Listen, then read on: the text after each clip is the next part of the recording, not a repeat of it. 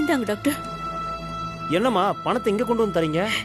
Doctor, என்னால முடிஞ்ச வரைக்கும் முயற்சி பண்ணி இந்த 1 லட்சம் ரூபாயை கொண்டு வந்திருக்கேன்.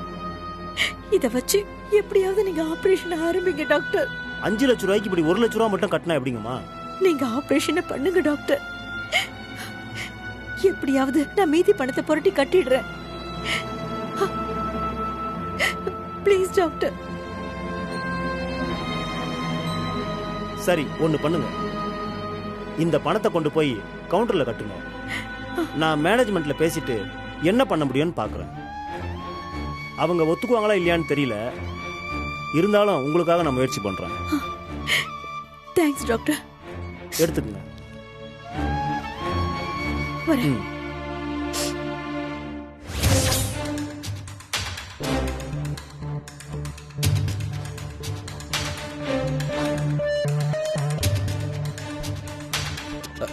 அண்ணே, அம்மா வந்துட்டாங்க. எங்கம்மா திடீர்னு வெளியில போயிட்டு வந்திருக்கீங்க? இல்லடா, எப்படியாவது பணத்தை ரெடி பண்ணலான்னு போனேன். என்னாச்சுமா? 1 லட்சம் ரூபாய் தான் என்னால புரட்ட முடிஞ்சது. மீதி பணத்துக்கு என்ன பண்றதுன்னு எனக்கு தெரியல.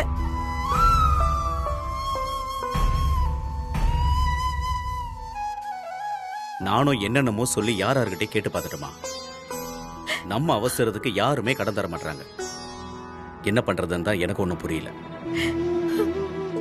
நானும் கடைக்கு பணம் போடாம இருந்திருந்தா இந்நேரம் அதை அப்பாவோட ஆபரேஷனுக்கு யூஸ் பண்ணிருக்கலாம். இப்போ என்னால எதுவும் பண்ண முடியாத சூழ்நிலை ஆயிடுச்சு.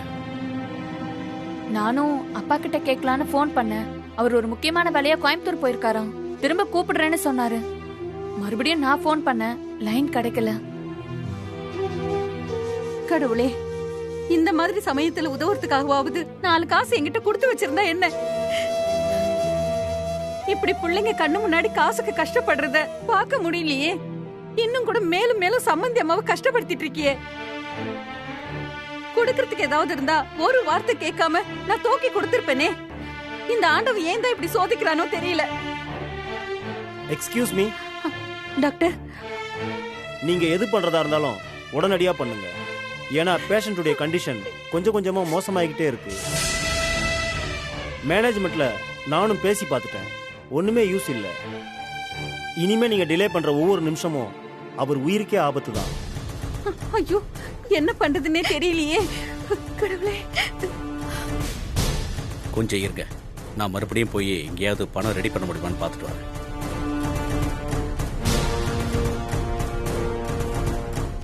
நானும் இன்னொரு இடத்துல சொல்லி வச்சிருக்கேன். நேர்ல போய் என்னன்னு பார்த்துட்டு வந்துடுறேன். உமா பாத்துக்க. இந்த கடவுள் ஏன் தான் இப்படி சோதிக்கிறாரோ தெரியல. கஷ்டத்துக்கு மேல கஷ்டம் வந்துகிட்டே இருக்கு.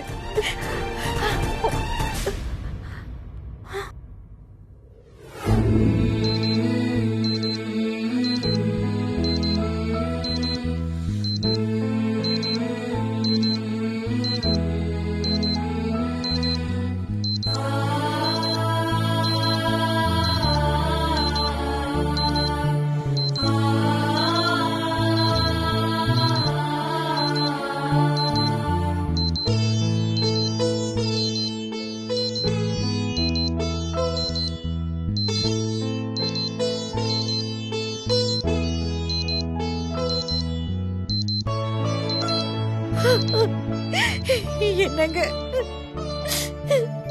எப்பவுமே என்ன தனியா விட்டுட்டு எங்கேயும் போக மாட்டீங்கல்ல, அதை எப்பவும் மறந்துடாதீங்க. உங்களுக்கு தெரியுமா, நம்ம வீட்டுக்கு பேங்க் கடனை கட்டணும்னு ராஜா வட்டிக்கு கடன் வாங்கி கொடுத்தானே, அந்த காசு வேற யாரோடதும் இல்ல, ராஜாவோட பணம் தான். பெத்த அப்பாவுக்கு வட்டிக்கு பணம் கொடுத்த பிள்ளைய நீங்க இது வரைக்கும் பாத்திருக்கீங்களா? நம்ம பிள்ளைதாங்க. மகனுக்கே வட்டி பணம் கட்டுறதுக்காக நீங்க வாட்ச்மேன் வேலைக்கு போகும்போது ஒவ்வொரு நிமிஷமும் உங்க நான் பாக்குறப்போ அப்படியே உயிரை நின்று போயிடும் போல இருக்குங்க. அந்த ரவி வெகுளியாவே இருந்துட்டாங்க. அவனை பார்த்தாலே எனக்கு பாவமா தாங்க இருக்கு. அவனுக்கு கடையில பிரச்சனை இருக்கும்போது நீங்க வீட்டை வித்து பணம் தரணும்னு நினைச்சீங்க. அப்படி இருக்கிறவ இன்னைக்கு அப்பாவோட உயிரை காப்பாத்த பணத்தை ஏற்பாடு பண்ணடான்னு கேட்டா என்னால மானத்தை வித்துட்டு போய் மாமனார்கிட்ட பணம் கேட்க முடியாதுன்னு சொல்றாங்க.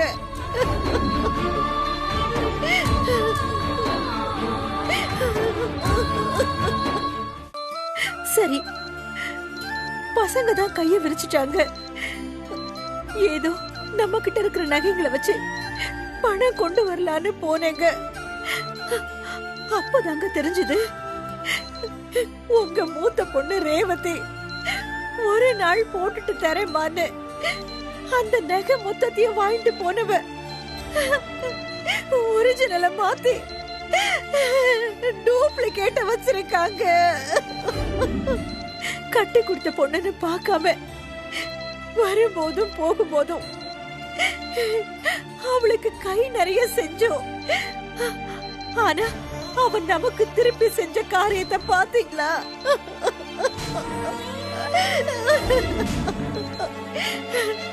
உங்க உயிரை காப்பாத்தணும்னு நான் போன் பண்ணா அவ எடுக்க மாட்டேங்கிறாங்க. நான் தாங்க பெரிய தப்பு பண்ணிட்டேன்.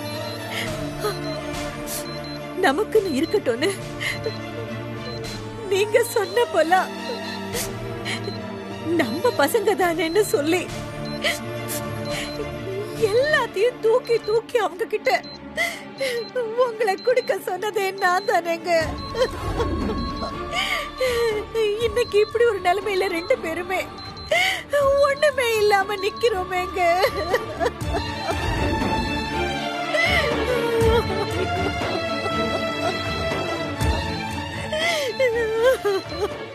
கையில 4 காசு இல்லைன்னா இந்த உலகம் நம்மள மதிக்காதுன்னு சொல்லுவாங்க.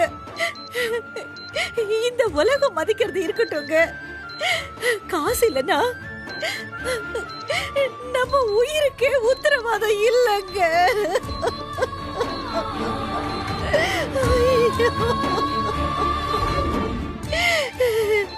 நம்ம கையில பணம் இல்லாம போனதுக்கு நானும் ஒரு காரணம் ஆயிட்டேங்க. என்ன மன்னிச்சிருங்க, மன்னிச்சிருங்க. உங்களுக்கு ஏதாவது ஒண்ணு ஆச்சுன்னா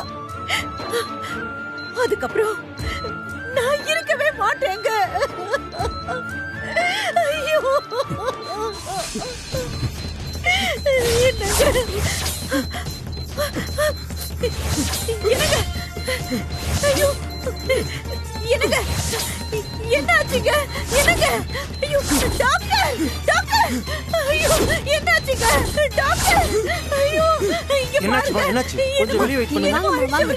சொன்னா கேளுங்க, கொஞ்சம் வெளியில என்னங்க, ஐயோ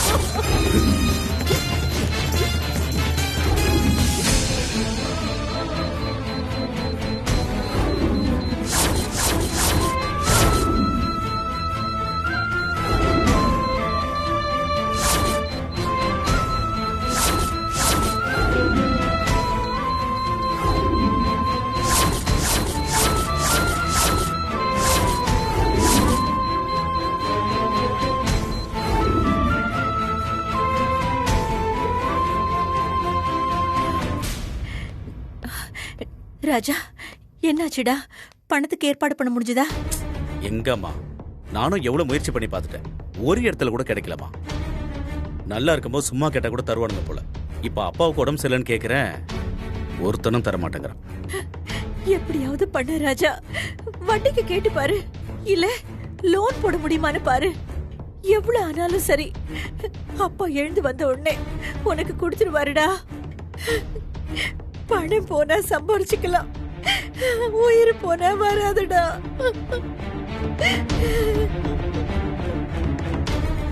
என்னம்மா என்கிட்ட போய் இதெல்லாம் சொல்லிக்கிட்டு இருக்கீங்க? அப்பாவுக்கு என்ன பண்ணணும்னு எனக்கு தெரியாதா? நானும் எவ்வளவு முயற்சி பண்ணி பார்த்துட்டேன், எதுவுமே முடியலம்மா. ரவி, என்னாச்சு ரவி? பணம் கிடைச்சதா? இல்லம்மா, நானும் எல்லா இடத்துலயும் ட்ரை பண்ணி பார்த்தேன். எல்லாருமே இல்லைன்னு தாம்மா சொல்றாங்க. உமாவோட கிரெடிட் கார்டை யூஸ் பண்ணலான்னு பார்த்தா அதுல ஏதோ டெக்னிக்கல் பிரச்சனைன்னு லாக் பண்ணி வச்சிருக்காங்க. ஐயோ, இப்ப என்ன தாண்டா பண்றது? அம்மா அம்மா, நான் ஒன்று சொல்றேன், தயவு செஞ்சு கொஞ்சம் பொறுமையா கேளுங்க. பணத்தை ரெடி பண்றேன்னு சொல்லி நாம மாத்தி மாத்தி டைமை வேஸ்ட் பண்றதுக்கு பதிலா காலகாலத்துல அப்பாவை ஜிஹெச் கூட்டிட்டு போயிடலாம். சீக்கிரம் கூட்டிட்டு போயிட்டா அவரை நல்லபடியா காப்பாற்ற முடியும்னு நம்புறமா. எனக்கு என்னமோ தேவையில்லாம டிலே பண்ணிட்டு இருக்கும்னு தோணுது.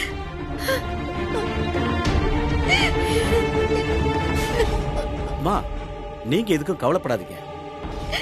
நாங்க தெரிஞ்ச டாக்டர் கிட்ட எல்லாம் பேசி வச்சுட்டேன். அவங்க பாத்துக்கிறேன்னு சொல்லிட்டாங்க.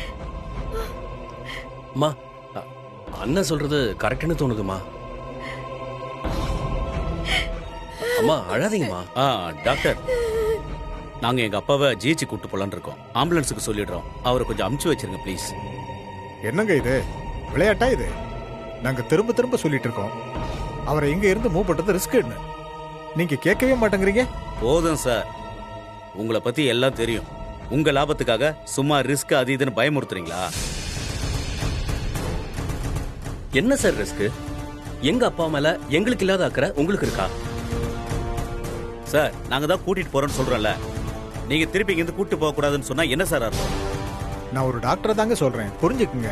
அதெல்லாம் ஒன்றும் வேணாம் சார், நீங்க அனுப்பி வச்சிருங்க. இல்லைன்னா நாங்க தேவையில்லாம போலீஸ் பிரச்சனை போக வேண்டியிருக்கோம். பரவாயில்ல உங்களுக்கு? நீங்க எங்க வேணாலும் போங்க சார். பேஷண்டோட கண்டிஷனை சொல்றது எங்களோட கடமை. நீங்க கூட்டிட்டு போறதா இருந்தா தாராளமா கூட்டிட்டு போகலாம். நாங்க குறுக்கவே நிற்க மாட்டோங்க. கையெழுத்து போட்டுட்டு ஃபார்மாலிட்டிஸ் எல்லாம் முடிச்சிட்டு கூட்டிட்டு போயிட்டே இருங்க. டாக்டர், பணம் கட்டியாச்சு.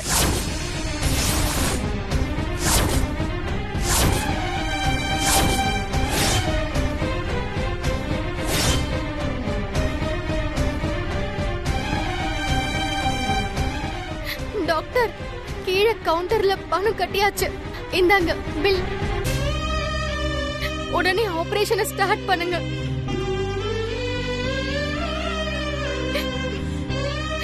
கரெக்டான டைமுக்கு தான் வந்திருக்கீங்க. சிஸ்டர், டாக்டர், இமிடியேட்டா ஆபரேஷனுக்கு ஏற்பாடு பண்ணுங்க. Okay doctor.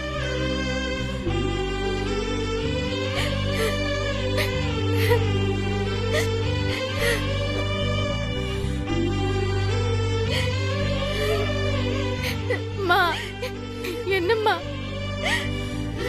மா, நீங்க நன்றி சொல்ல வேண்டிய அவசியமே கிடையாது. இது உங்க பணம் தான்.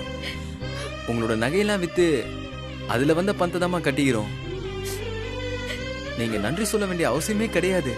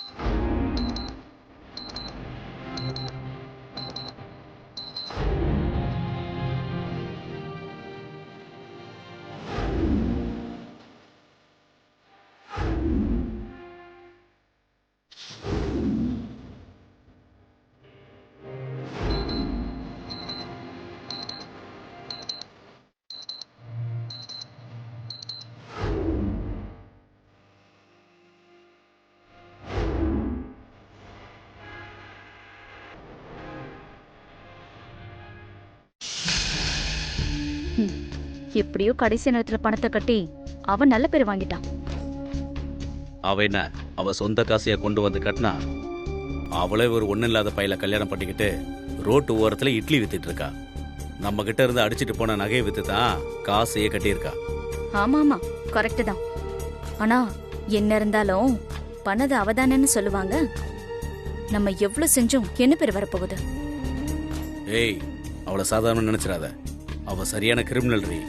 நம்மகிட்டே நகையை ஆட்டையை போட்டு இன்னைக்கு அந்த நகையை வித்து கொண்டு வந்து கட்டியிருக்கால. நாளைக்கு அப்பா படுக்கையில இருந்து எந்திரிச்சு வந்த உடனே இவ தான் தன்னோட உயிரை காப்பாத்தனான்னு சொல்லி இவ பேர்லயே வீட்டை எழுதி வச்சாலும் ஆச்சரியப்படுறதுக்கு இல்ல.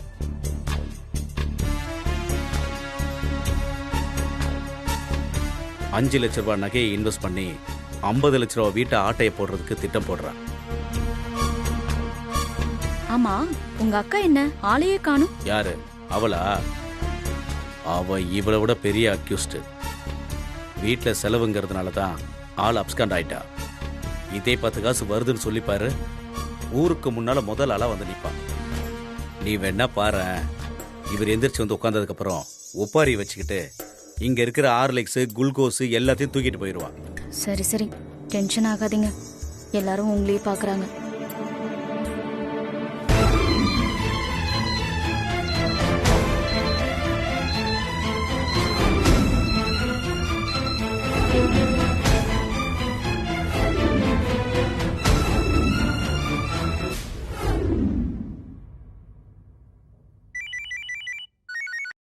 அப்பா, உன் மாமனாருக்கு ஆபரேஷன் நடக்குதாமா?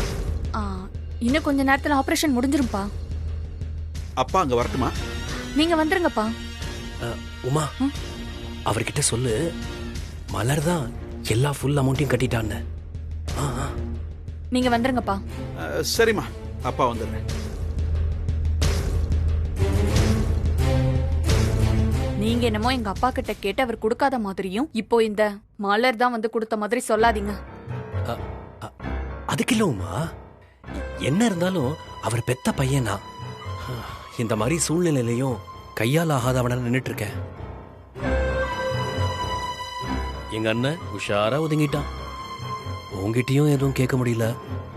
ஆனா அவளை பாரு, அதிரடியா வந்து அசத்திட்டா. இப்ப என்ன, அவளை தூக்கி வச்சு பேசுறீங்களா இல்ல என்னையும் எங்க அப்பாவையும் மட்டம் தட்டி பேசுறீங்களா? ஐயோ உமா, என்ன உமா? எங்க அப்பா அந்த காலத்துல ஊர்ல இருந்து மெட்ராஸ் வரும்போது கையில வெறும் 50 ரூபாவோட வந்தாரு. இன்னைக்கு அவர் சேர்த்து வச்சிருக்கிற பேரு புகழ் சொத்து எல்லாமே அவரா சம்பாரிச்சது. அத முதல்ல தெரிஞ்சுக்கோங்க. அவர் உழைச்சாரு, நல்லா இருக்காரு. போதும் உமா. அவர் விவரமா இருந்தாரு, இன்னைக்கு 4 பேருக்கு நல்லது பண்றாரு. உங்களுக்கும் சேர்த்து தான் பண்ணிட்டு இருக்காரு. இவ என்னமோ பெருசா உழைச்சு சம்பாரிச்ச காசை கொடுத்த மாதிரி இப்படி பேசிட்டு இருக்கீங்க. ஐயோ, நான் அந்த அர்த்தத்தை சொல்லல உமா. மலர் ஒரு பொண்ணா தான் அப்பாவுக்கு தான் கடமையை செஞ்சுட்டா. ஆனா நான் ஒன்றும் செய்யாம இப்படி கையால் ஆகாதவனா போயிட்டேனே. அத சொன்ன.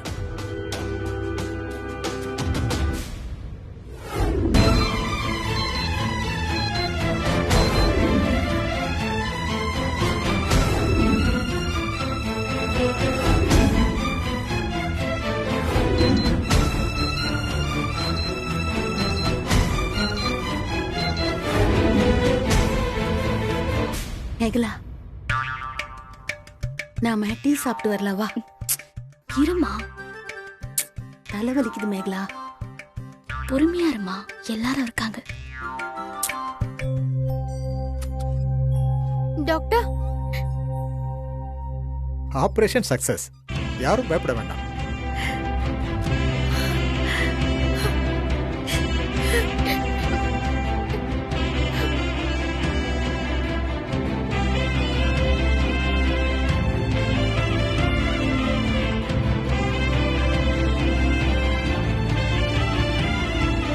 பேஷண்ட் அனஸ்தீசியா கொடுத்த மயக்கத்துல இருக்காரு. அவர் கண்ணு முழிக்க இன்னும் சில மணி நேரம் ஆகும். நாங்க அவரை பார்க்கலாமா? இப்ப யாரும் அவரை பார்க்க முயற்சி பண்ண வேண்டாம். ஆபரேஷன் தியேட்டர்ல இருந்து வார்டு கூட்டதுக்கு அப்புறம் நானே சொல்றேன், அதுக்கப்புறம் போய் பார்க்கலாம். ஓகே?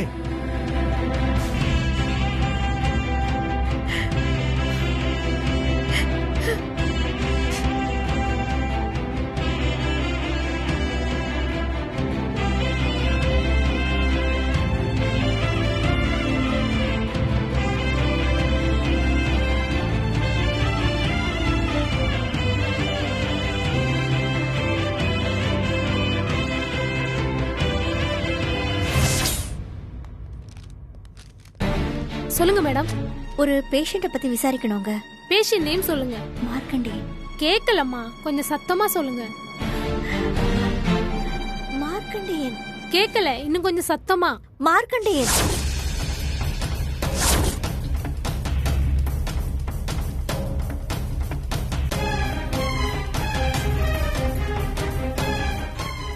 சொல்லுங்க. இல்ல, அவரை பத்தி கொஞ்சம் விசாரிக்கணும். என்ன இன்ஃபர்மேஷன் வேணும்? அவருக்கு ஆபரேஷன் பண்ணியாச்சா? ஆமாங்க, அதெல்லாம் பண்ணியாச்சு. நீங்க யாரு? எதுக்கு இதெல்லாம் வந்து விசாரிக்கிறீங்க?